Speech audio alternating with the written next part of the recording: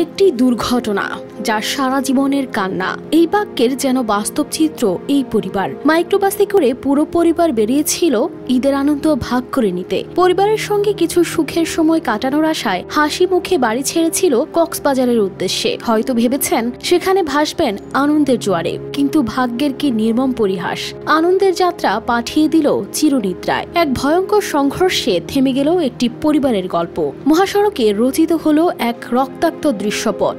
স্বজনরা ভাসলেন শোকের সাগরে। আর কোনো ফোন কল আসবে না, ঈদের দিন আর কেউ অপেক্ষা করবে না, কারণ পরিবারটির আর কেউই এখন বেঁচে রইল না। মা, বাবা, সন্তান সহ মারা গেল একই পরিবারের 6 জন।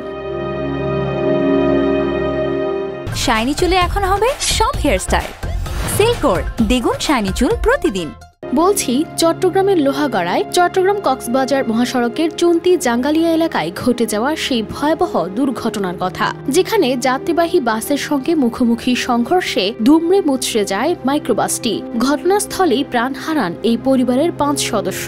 গুরুতর আহত অবস্থায় হাসপাতালে নেওয়া হয়েছিল তাদের বড় মেয়ে তাসনিয়া ইসলাম প্রেমাকে, কিন্তু শুক্রবার সকালে তিনিও চিকিৎসাধীন অবস্থায় মারা যান। এরপর আর এই পরিবারে কেউই বেঁচে রইলেন না। একসঙ্গে 6 জন স্বজনকে হারিয়ে এখন তাদের গ্রামে শুধুই কান্না। হাসি মুখে যারা বেরিয়েছিলেন আনন্দ যাত্রায়, আর ফিরলেন লাশ হয়ে। ওই একই দুর্ঘটনায় নিহত হয়েছেন আরেক পরিবারের 3 জন। 7 বছরের শিশু আরাধ্য বিশ্বাস একাই বেঁচে আছেন। হাসপাতালে শুয়ে শুধু কাঁদছে, খুঁজছে মা বাবাকে, অথচ কেউ তাকে বলতেও পারছে না তারা আর ফিরে আসবে না। সেদিনই মারা যান তার বাবা মা। আহত হয়েছেন মামা দুর্জয় মণ্ডল। বর্তমানে আরাধ্যকে উন্নত চিকিৎসার জন্য ঢাকায় নেওয়া হয়েছে, আর তার বাবা মায়ের দাহ সম্পন্ন হয়েছে ঝিনাইদহের বোরালিয়া গ্রামে। কিন্তু কে জানতো একটি দুর্ঘটনা কেড়ে নিবে এতগুলো প্রাণ।